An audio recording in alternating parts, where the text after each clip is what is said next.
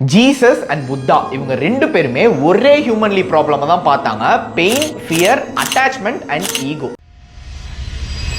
இதுக்கு அவங்க எடுத்த approach completely two different paths, but surprisingly the final destination is the exact same thing, that is freedom. புத்தர் இந்த பிரச்சனையை எப்படி பார்க்குறாரு அப்படின்னா, ஆசை தான் சஃபரிங்க்கு அடிப்படையான ஒரு காரணம் அப்படிங்கிறத உணர்றாரு. அதாவது ஆசை தான் மாயை, மாயை தான் ஆசை, that is illusion is the root cause of all sufferings அப்படிங்கிறத அவர் உலகத்துக்கு எடுத்து சொல்றாரு. Detach, observe, silence the mind and become still.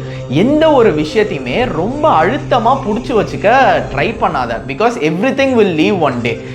That might be your parents, your friends, your loved ones, money, fame, இந்த மாதிரி எல்லாமே everything is gonna leave you one day and nothing is permanent அப்படிங்கிறத realise பண்ணு, not just as a fact but as an inward experience, then freedom is yours. இப்போ Jesus இவர் என்ன சொல்றாரு அப்படின்னா, suffering comes from the illusion of separation.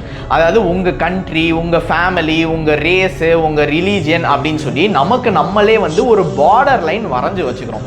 பார்டருக்கு வெளியே இருக்கிறவன் எல்லாம் நாட் அமாங் அஸ் அப்படின்னு சொல்லி ஒரு இல்யூஷனை நம்மளே கிரியேட் பண்ணி வச்சுட்டு ஒரு பிரிவினையை அங்கே உண்டு பண்ணுறோம். ஸோ அவர் இந்த செப்பரேஷன் நம்ம எப்போ வரைகிறோமோ அப்போவே சஃபரிங் இஸ் கோனா ஸ்டார்ட் அப்படின்றத சொல்கிறாரு. Love even your enemies. எதுக்கு இந்த பார்ஷியாலிட்டி?